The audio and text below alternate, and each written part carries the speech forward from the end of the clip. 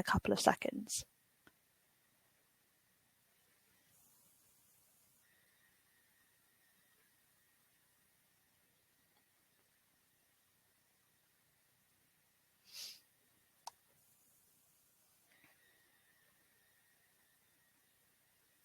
Good afternoon, everyone, and welcome to CRP's 12th and final lunchtime launch session. My name is Rachel Aldridge, and I will be guiding you through the next 45 minutes of presentations and discussion panels, all on the topic of green logistics. So a big welcome to everyone on the call. This session is being recorded and will be available to share and view online afterwards. If you have any tech difficulties, please make sure you're logged in via Google Chrome. So for today's session, our panel consists of Dan Johnson, representing the Fitzrovia Partnership, Ben Marston-Ridings, Head of Operations at EMSOL. We also have Susanna Wilkes, Director at CRP, and Dave Ebrell from CRP, who will be facilitating the chat function to the right of your screens today. So please ask any questions along the way. This is the agenda for today's session. We'll be taking a look at the Fitzrovia Partnership and their sustainability achievements and goals, and then moving on to EMSOL's presentation on the monitoring of river vessels along the Thames as part of the CAV4 programme. And finally, we'll be moving on to some more detail about Clean Air Villages 4 and green logistics, hearing from Susanna about the project, including what's to come and what has already been achieved. If you have anything you'd like to ask our speakers as we hear from them, please type any questions in the chat box with your name and organisation. And if we don't have enough time to answer these, we'll respond to everything via our usual detailed follow-up tomorrow. I'm going to introduce Fitzrovia Partnership and some of our work in the field of green logistics. So CRP is a partnership delivering environmental, economic and community-focused projects. We support public, private and voluntary organisations to address creatively challenges around air quality, transport, placemaking and well-being. We are working with all the people you see on your screen across London with a diverse network of talented organisations. So that's 9 local authorities, 17 business organisations and 6 strategic agencies in London. We're proud to present our newest vision statement as we head into the new year, which encompasses everything we're about. So CRP's vision is to address sustainability challenges collaboratively in London and beyond. As a testbed for exciting projects in towns and cities, we will share knowledge, evidence and best practice for the people who live, work and visit these places. Building on making London a better place to live, work and visit, we have a long history of green logistics programmes and the timeline on the right shows just some of them, all complementing CRP's vision. These include the Clean Air Better Business programme, the Marylebone Lem project and the portfolio of Clean Air Villages projects too. We also have the Clean Air Thames programme, which is running up until the end of March 2022, which is retrofitting vessels. The aim is to encourage vessel operators to look at smaller ways they can reduce their emissions, rather than feeling overwhelmed by the costs of going towards something a lot larger, like electrification. And we look forward to sharing the results and lessons learned at the end of that project. Green logistics importantly measures and minimises the impacts of logistics deliveries, and CRP programmes have focused on logistics via river, rail and road, and will continue to look at these aspects for the future of CRP's programmes. Earlier this week, Air Quality News published that clean air zones can help to boost Christmas sales, according to analysis conducted by the Clean Cities campaign. And data shows when these types of policies are combined with strong active transport investments, the results are even more positive. So as we're fully immersed in Christmas shopping season, this is a huge incentive to make air cleaner across our city. To take a look at sustainability further, specifically in the Fitzrovia bid area, I'd like to introduce Dan Johnson representing the Fitzrovia bid. So over to you, Dan.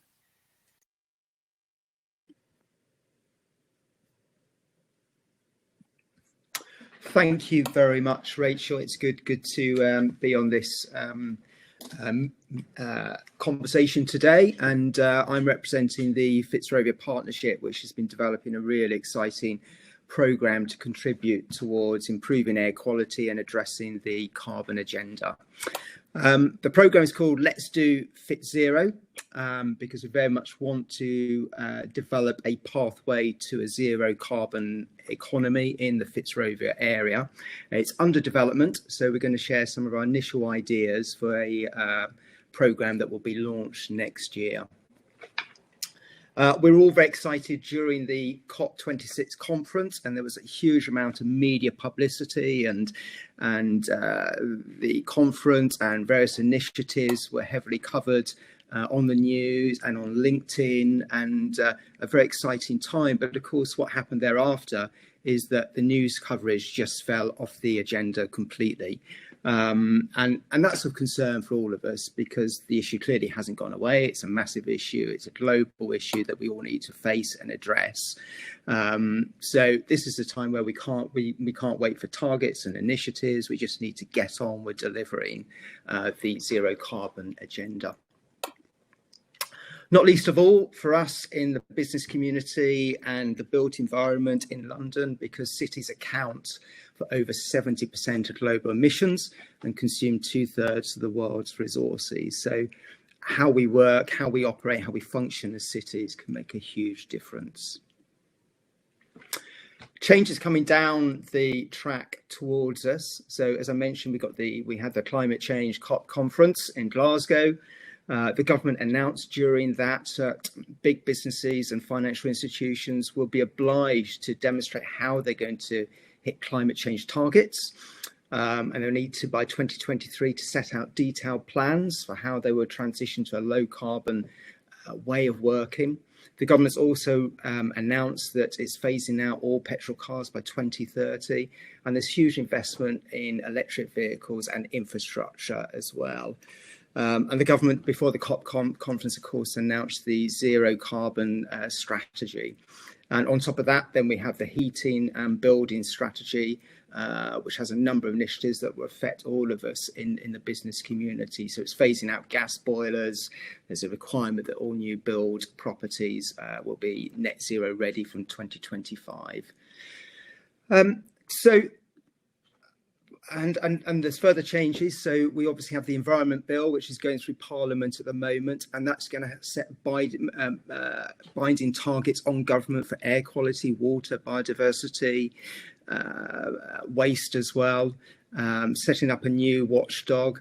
And of course, there's going to be extended producer responsibility for waste production. So again, another big impact on the business community. Absolutely right that it happens, but it's going to change the way that we work and operate. So for us in business improvement districts, in particular the Fitzrovia Partnership, it's about being ready for all this change.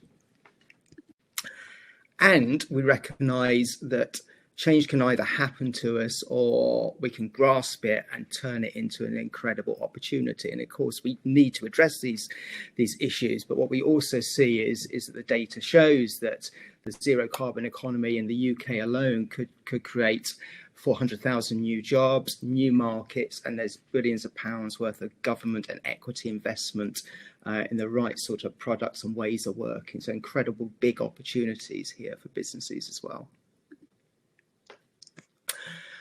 The Fitzrovia Partnership area is in the southern part of Camden, and this map here shows that has high levels of air pollution in the air, higher than other parts of the borough.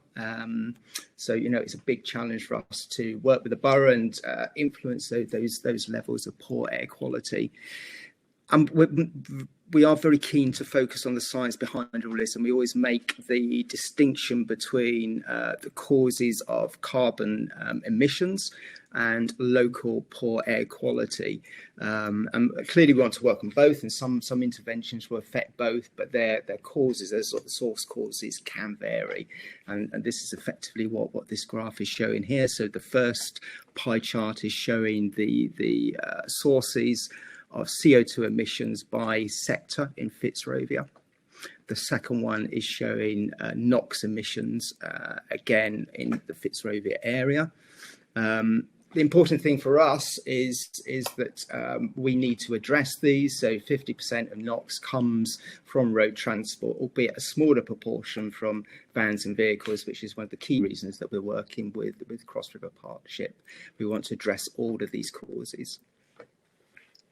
And one of the key reasons that we want to do it, so one could look at vans and trucks and say it's a small proportion of the overall cause of emissions in the area. But the fact is that commercial vehicle traffic is growing, and there's predicted to be an increase of 500 million parcels being delivered a year in London alone. So we need to address this. That's a direction of travel that we don't want to see. We want to see a reversal in terms of the impact of commercial vehicles. First of all, I'm going to talk about the public realm proposals, projects that have been taken forward by the Fitzrovia Partnership as part of addressing the carbon and air quality challenges in the area. I think the incredible opportunity is that the data shows there's a huge amount of cyclist traffic in the area, it's a huge number of pedestrians, and actually a low level of motorised vehicles on some of the key roads that where we'd really like to deliver public realm improvements. So that's really the evidence base for people already choosing to travel sustainably. And there's relatively low level of cars in the area, so that indicates that we can reallocate road space on key roads in the area. And again, by doing that, that will kind of accelerate the move to sustainable travel. The places that we're really interested in doing this, and we work very closely with ARUP on this, in taking forward these proposals. So we're looking at Warren Street and Charlotte Street as well as places where potentially they could be traffic free on a time basis, with deliveries taking place earlier in the day. So businesses can still operate, but we create these better spaces for everyone to enjoy. So it's good for the environment, it's good for the area, but it's also good for business as well, and it's good for residents as well. So visualization of Charlotte Street, potentially how it could look. At the moment, obviously has outdoor dining, the streeteries on this street, which has demonstrated that it can function with more space being allocated to other uses. What we'd really like to do, and we are doing, is working with Camden and working out a pathway to make these permanent. So in terms of the wider picture of addressing the carbon agenda, we've got three. It's a hierarchy for us. So we want to encourage the move to renewables as much as possible, and where that's not possible in the short term, to look at reducing fuel use, energy use, and where that's not possible, to offset. So that's broadly the order that we go through. And no one individual or business or bid can address all of this alone. So we very much see it as a partnership. We're all on this journey together.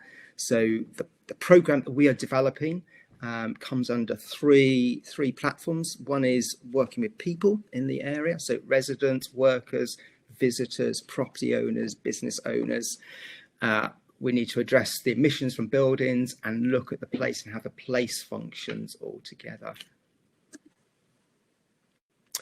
So within that, we have developed short-term interventions. We are working up now, and we will start to deliver these in earnest from early 2022, covering these three areas. So people, what we can all do ourselves as individuals and as businesses as well, how we can change the place and how we can change the built environment, the buildings in the area.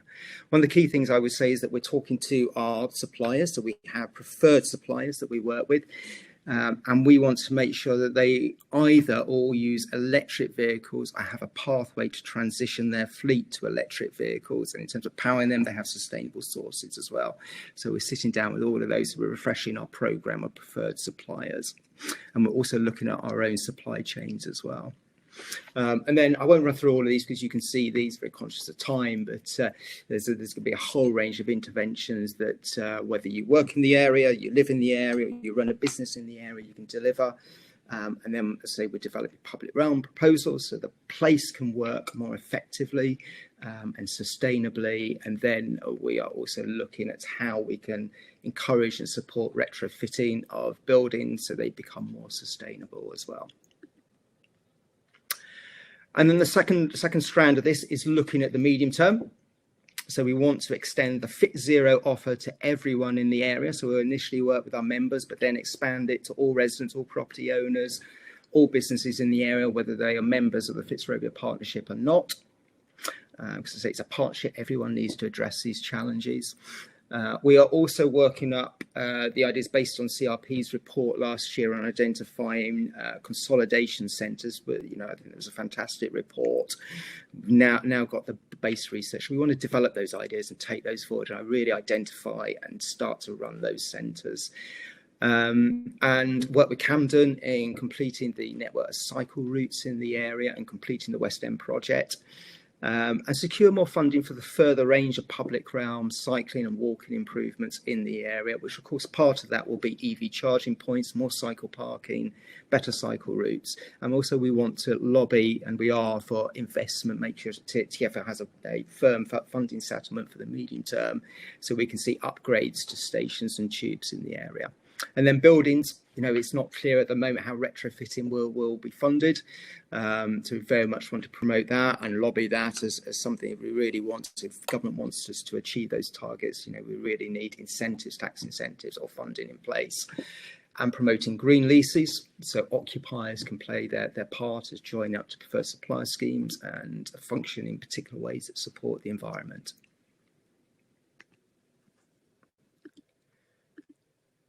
And that is a quick canter through of the Fitzrovia Partnerships programme. Thank you very much. Thank you, Dan, for that insight. It's really encouraging to hear some more about the work of Fitzrovia, all the change going on. As you say, it's bringing new opportunities for everyone too. I have a few pre-asked questions from the audience. One from Noel Shapton at Delivering London. Has any consideration been given in Fitzrovia Partnership's green logistics goals to the last mile, specifically out-of-home delivery, with a focus on reducing delivery van numbers to reduce emissions and congestion? Yes, I mean it's a good question, and the straight answer is yes. The first mile in terms of waste and recycling is a key consideration, as is the last mile, because that's effectively the part of the whole supply chain that the Business Improvement District can influence. As we all know, supply chains are global by their nature, but very complex. So the part that we can influence, we want to influence. So it's looking at those range of initiatives, and we're very grateful for the work that CRP and others have done, in TfL as well, and boroughs, in testing and trialling a range of initiatives, micro consolidation, preferred supplier schemes, drop-off points, and there's a whole range of interventions out there that have been proven to be effective. I think our view now is let's upscale them and roll them out so everyone participates. That's what it's about now. It's about delivery for us.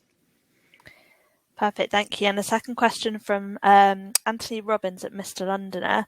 How can West London boroughs be encouraged to follow North East boroughs in terms of prioritising green issues and people over cars and vans? Don't know if you have any comment on that. Yeah, I mean, one of the great roles of events like this, and the role of CRP and also TfL as well, have been really good at getting the kind of sharing of information and best practice. And that is right. There's been incredible, really good work in East and North East London boroughs, and also I would say Central and West London boroughs as well. It's about sharing that, and trying to. What we don't want to do is keep reinventing good initiatives. So in a way, it relates to my last answer. I think the evidence is out there. What is effective? It's about bringing that together in an overall strategy and rolling it out so it works. And in terms of West End and West London boroughs, I know that the estates are also showing a great leadership role. Cadogan, for example, with CRP support, developed a environment strategy and zero carbon strategy, which is now leading to that delivery within the West London bids. And I would say that the Fitzrovia Partnership is also doing the same. It's showing its leadership in this area. It's not waiting for anyone else. It's showing its leadership on these key issues. Thank you very much, Dan. There's a lot of activity in the chat as well, but anything we don't manage to answer today, we will follow up on tomorrow. Thank you. I will now hand over to Ben, Head of Operations at EMSOL. So over to you, Ben. Hi, good afternoon, everybody. So I'm from EMSOL. We're a new air quality business in London, and we've been doing some projects with CRP Partnership. This particular one I'm going to speak about is around a river freight trial that has been happening between Dartford and Guy's and St Thomas's hospitals in London. Okay, so the air quality problem then, these are some of the headlines that we increasingly see pointing out the impact of bad air quality, and COVID and deprivation in cities are pointed to as, aggravating factors on having an impact on people's health. While we see these headlines, actually the amount of attention that air quality gets in terms of action is quite low.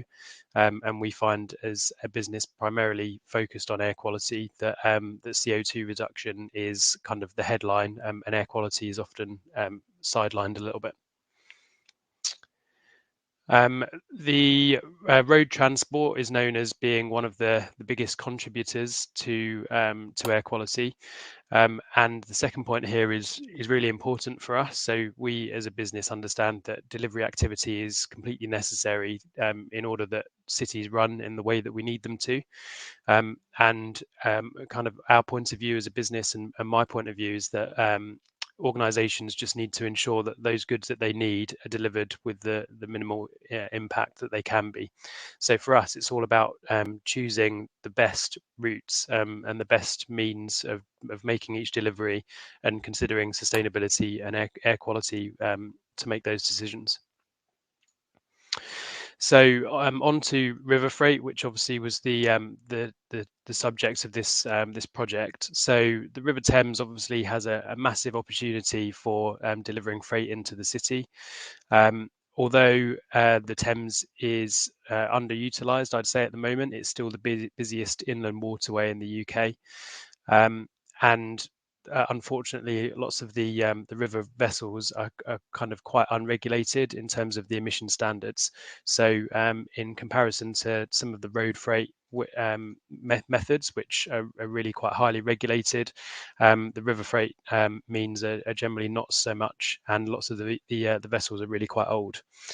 And we think that there's while there's an opportunity of using the river, there are there are better ways and worse ways of doing that. We looked at some studies that had been done on the impact of river freight on air quality, and this is one of the most recent ones that we found on a study of the River Rhine. And this found that there were higher than expected levels of NOx emissions from river freight. And the calculations in this study were done in terms of emissions per ton, which is a kind of a standard way of measuring emissions. And river freight and sea freight as well tend to perform quite well on those metrics because of the pure volume that they of goods that they move. However, because of the lack of modern diesel engine technology and the lack of after treatment in the powertrain systems of those vehicles, the emissions are still quite high. So what the way that we think that air quality should be managed is using technology to pinpoint where the air quality problems are, and then taking some action to make reductions that really make a difference. So this is how we would like air quality to be managed, which is that we have monitoring and then mitigations and preventions that can come about as a result of the monitoring identifying issues. And then the evidence point on the top left here for us is around showing that businesses are responsible and allowing them to see the difference between their different methods of getting their goods in. And the way that we try and approach managing air quality is that we monitor air quality on sites, and then we present that data in a way that is consumable to people on the site so that they can take actual actions. And that would be through things like having SMS alerts when the pollution goes above a certain level so that they can take action, and also by kind of recording what vehicles were on site at what times and how many were on site in a particular time period, so that issues can be spotted. So this project for us was kind of outside of our normal kind of way of working, and was more of a research project. The project essentially was using a vessel between Dartford and Butler's Wharf Pier in central London to move some freight off of the roads. So looking at the diagram at the bottom there, so the warehouse is in Dartford. There's then a zero emission van delivery that goes from the warehouse to Dartford International Ferry Terminal, which is the pier that was used. It then goes on a boat between that pier and Butler's Wharf Pier, and then there's a cargo bike delivery that goes to Guy's and St Thomas's Hospital. The aim of the project was to measure the pollution from the river freight to understand the impact of switching away from supply via road. And secondly, how can goods be moved to lower their impact on pollution? The supply chain, as I've said, was basically a boat replacing road means between Dartford and Butler's Wharf Pier. So what we did as EMSOL to help quantify the impact on air quality was installed monitoring equipment at Butler's Wharf Pier, at Dartford International Ferry Terminal, and also on board the vessel. And in the close-up image there, you can see just under the seat is an air quality monitor that was used to monitor particulates and also nitrogen dioxide. So in terms of the findings of the project, things we tried to answer was, where is the pollution the worst? And we compared the pollution at the three monitoring zones, so Butler's Wharf, in Dartford, and also on the boat itself. What impact does the boat have on pollution? So can we look at what impact the arrival of the boat has at the pier locations, and also which areas on the journey had the highest pollution concentrations? So a few graphs now. These three lines are showing the three monitoring locations. So we found that in terms of nitrogen dioxide, the boat had the highest readings of NO2. That was followed by Dartford Pier, and then that was followed by Butler's Wharf Pier. Some of these results were maybe slightly surprising to us. We expected the boat to have the highest readings of nitrogen dioxide just because the proximity of the monitor to the exhaust of the boat is obviously much lower than the exhaust proximity at the piers. But we didn't expect that Dartford Pier would have higher readings than Butler's Wharf. What we would put that down to is the fact that the pier at Dartford is much busier than the one at Butler's Wharf. Butler's Wharf Pier has a few vessel movements a day, and also some houseboats, which generally don't have the same level of emissions, whereas at Dartford Pier is used as the berth for some tugboats, and when those tugboats start up, they're quite old and quite powerful engines in there, and that's leading to the higher levels of NO2. So in terms of the impact that this project and this boat had on pollution, so we developed a methodology for working out the percentage change of pollution which was caused by the arrival of the boat at either of the piers. So the methodology that we used was that we would take an average 10 minutes before the boat arrived at the pier, and then an average over the minute during the arrival of the boat. And we found that the impact of the boat's arrival was much higher at Butler's Wharf than at Dartford Pier, and we'd put that down to the ambient levels being lower at Butler's Wharf Pier. Okay, a couple of graphs here which I'll show. So this is the nitrogen dioxide across the vessel's journey, and the graph on the left basically shows that other than at Dartford Pier, the pollution starts off quite low in the green areas, and then as the boat gets towards central London, it turns yellow. That was kind of the main finding for us, that while pollution increases on the way into London, actually Dartford Pier as an area was much more polluting. The other thing we found was that on the bends, when the boat was going around the bends, the pollution was much higher than when it was going in a straight line, and we put that down to the boat being on using a similar level of throttle and burning a similar amount of fuel, but not having as much air running past the monitor because it wasn't going as fast around those bends. Okay, and we found very similar things for PM10 and PM2.5 in terms of, the pollution increasing as you start to get into the central London region. So answering those questions from the beginning, we found that the pollution levels were highest around Dartford Pier. we found that the vessel in this case did have an impact on NO2 and on PM2.5, and that we did measure an increase in pollution by the arrival of the boat.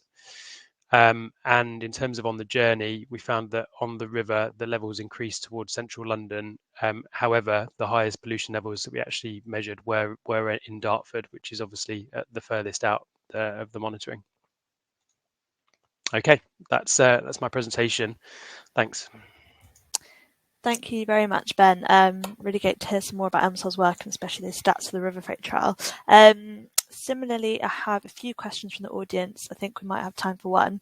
From Richard Jordan, he says, our companies run the biggest electric last mile delivery e-bike / e-moped fleet in Europe. How can we incentivise uptake of electric rather than petrol in last mile? And why aren't more delivery companies open to a modal shift? Yeah, so my view on this is that one of the aims that we have as a business is trying to get companies credit for making the right decisions. And at the moment, there are various different incentives through tax credits for running electric vehicles rather than road vehicles. But in terms of actually measuring the impact, that isn't really done at the moment. So one of the things that we try and do through monitoring is try and allow people to justify those decisions so that they can say that, when they've spent this money on alternative means, they can sort of measure the impact in terms of nitrogen dioxide and particulate emissions. So that's one of the things that we think we can do as the private sector effectively without legislation. And I think that the legislation is relatively weak in this area, and other than kind of tax incentives, there isn't really much encouraging businesses to switch. Fantastic, thank you. We could go for one more from Rob Edwards. What's the prospect of getting cleaner boats in service? Yeah, so not necessarily a question for that I'll be able to answer, particularly as we don't operate vessels ourselves. But this particular project, the next phase is to use a different boat. So the vessel that was used for this boat was built in the 1990s and has engine technology from that period. There's a change to the project ongoing at the moment, which is to trial a new boat, which has only just been delivered to the freight operator. So we're really encouraged by that, and we're looking forward to measuring what the difference in impact is between the older vessel and the new one. Brilliant. Thank you, Ben. And thank you for your presentation as well. Perfect. We will now move on to Susanna Wilkes, who will be presenting on CRP's Clean Air Villages 4 programme. Great. Thanks very much, Rachel. And thanks very much to Dave, too, from the CRP team for working to set up this lunchtime launch. I'm stepping in today on behalf of CRP's project manager, Kate Fenton. She's not feeling tip-top today, so we wish her all the very best for a speedy recovery. It's been great to hear from Dan and Ben. Thank you very much for joining us today. So what is Clean Air Villages 4? I've got about 10 minutes to tell you all about it and everything that we've achieved together with our partners during 2021. The CRP team and the partners have been working really hard on a whole range of air quality interventions, and 10 minutes isn't really enough, but I'm going to make the most of it and give you some headlines, a whistle-stop tour, if you like, about what we have achieved together since the project launched. CAV4 is basically a Defra-funded air quality programme with Westminster City Council acting as the lead authority. We've got all these 26 partners shown on the screen on board, and they're all working collaboratively together on freight solutions to improve air quality. There's 13 local authorities, 11 bids, 1 landowner, and 1 strategic agency. The project launched back in April, and it's due to end in June 2022. We're working on a whole range of freight interventions, and these fall under the main headings of consolidation, distribution, mode, technology, and policy. And the interventions range from things like cargo bike schemes to river freight trials, to case studies and behaviour change tools. So rather than telling you what we're aiming to deliver, I want to show you what we've done already. Let's start with some statistics. We've had 154 one-to-one meetings so far, which is 59% of our total target. These meetings include things like advising businesses about what they can do to improve local air quality, especially in relation to their suppliers and their deliveries. It also includes meetings with all sorts of different relevant industry stakeholders. CRP has presented about clean air villages at 16 events since April, for example at the Chartered Institute of Environmental Health Air Quality Conference in April and at the Local Government Climate Action Conference 2021 in October. This is CRP's 12th Lunchtime launch event, and these 3 webinars are funded by the CAV4 programme to bring you expert presenters, the latest developments, everything to do with the field of air quality and logistics. If you want to look back over any of the past Lunchtime launch events, they're all available to watch for free on our YouTube channel. We've created and published guidance documents to aid residents and businesses when they're vehicle owners on the next steps to meet the emissions standards, Euro 4 for petrol cars and Euro 6 for diesel cars. On the 25th of October this year, the ULEZ expansion took place. The flowcharts that we provided gave straightforward advice and signposting for electric vehicle leasing and buying options, funding opportunities and financial incentives, as well as CRP tools which can help in transitioning to cleaner modes of transport for both personal and business journeys. We also created a simple breakdown of the financial costs of continuing to drive a vehicle that doesn't meet the ULEZ or LEZ standards. We're also currently using and offering free telematics devices to businesses that have diesel or petrol vehicles who are considering switching to an electric one. These geotab devices are attached to your current vehicle and they monitor your usage, stopping times. They don't monitor what you have for lunch though. And you then receive a report making recommendations about suitability for an electric vehicle based on the current market offering. 60% of these are currently allocated and we have 9 that are actually being used as we speak now. We've a case study from the last year that shows more information, so do get in touch with us if you're interested in using one. We're also in the middle of discussions about launching a shared electric van with one of our partner boroughs. CRP's Urban Logistics Hub Map shows local authorities, landowners and freight operators where there's potential space in London that could be used for consolidation. Interested operators can reach out to owners of those sites, bridging the gap and facilitating new connections. In the last 9 months, we've added 6 sites to the maps, and we've introduced 3 separate logistics operators to 4 separate landowners. In November, we had 81 users of the map, of which 79 users were new, and we've been having more requests from the contact form over the past couple of months. Another tool we've developed is the CRP Clean Air Villages directory. This is free and it lists businesses who deliver using 0 or ultra-low emission modes. It also lists suppliers who manufacture or lease ultra-low and zero emission vehicles. We've launched dedicated local pages for all project partners who were new to CAV this year. The list of businesses is ever growing and there's now 103 businesses listed.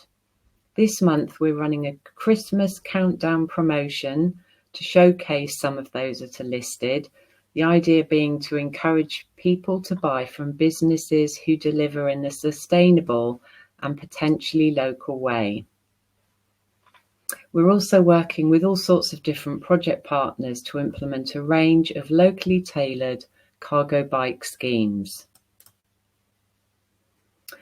In collaboration with the Port of London Authority, we've commissioned Beckett Rankin to produce a river freight infrastructure feasibility study.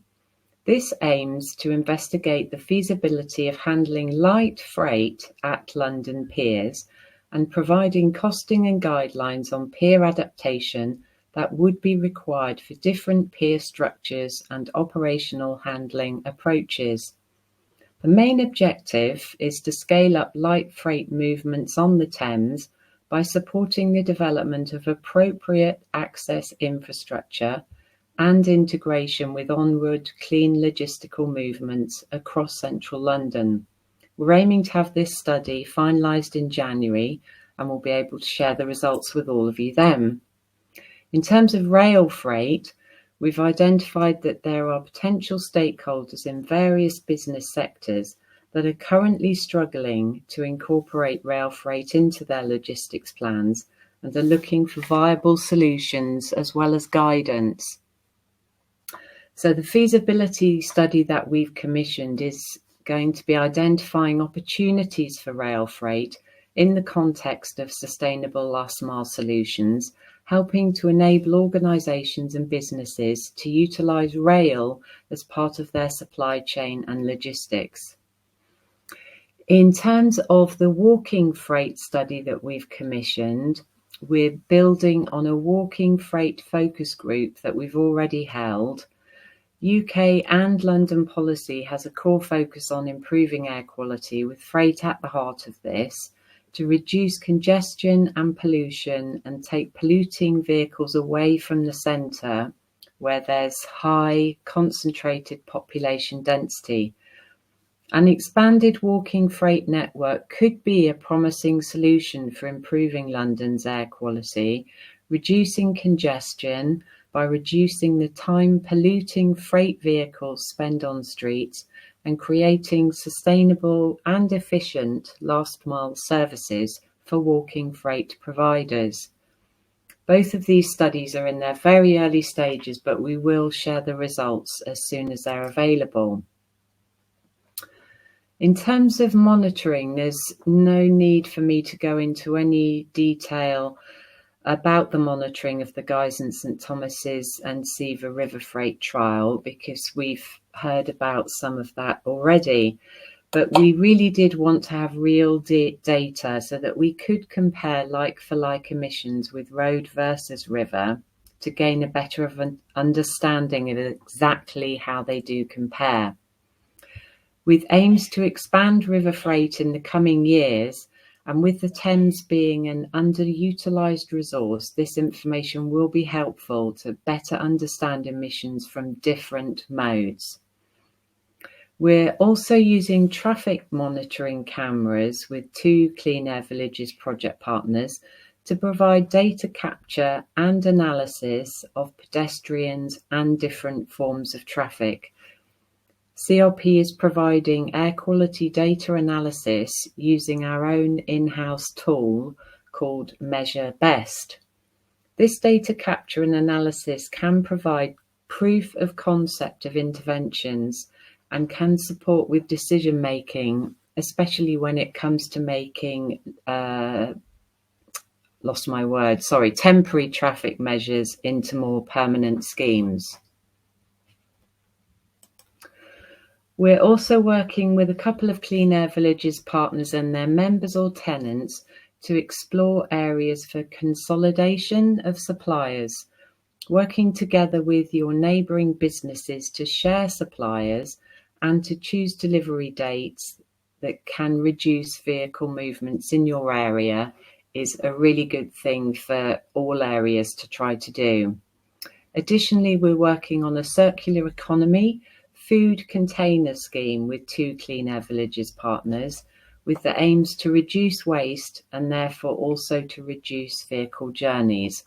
Again, watch this space and we'll definitely share the results with you early in 2022.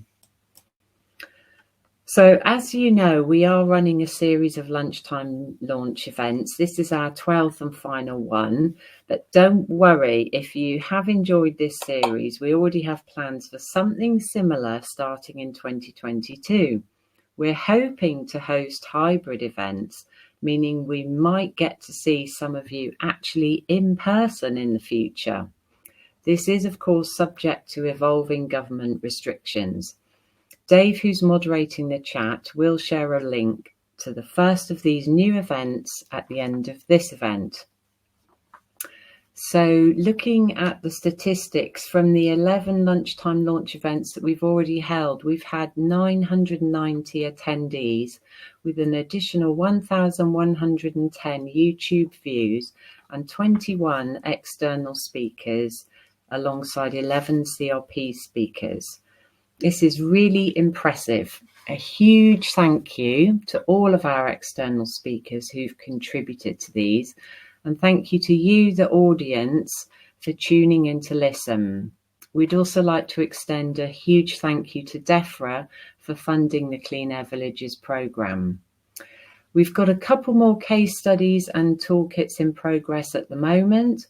One provides feedback from a range of businesses who've already switched to electric vehicles, who've shared the challenges they faced, as well as their positives from the experience. We're also working on a toolkit with the Port of London Authority, which will be particularly helpful for businesses who are considering river freight, and will give them guidelines on how to go about it and who they need to speak with. Hopefully you can see by now just how busy the whole CRP team has been working on CAV4. There's much more. There's also a river freight trial, a micro hub trial. There's going to be virtual loading bays.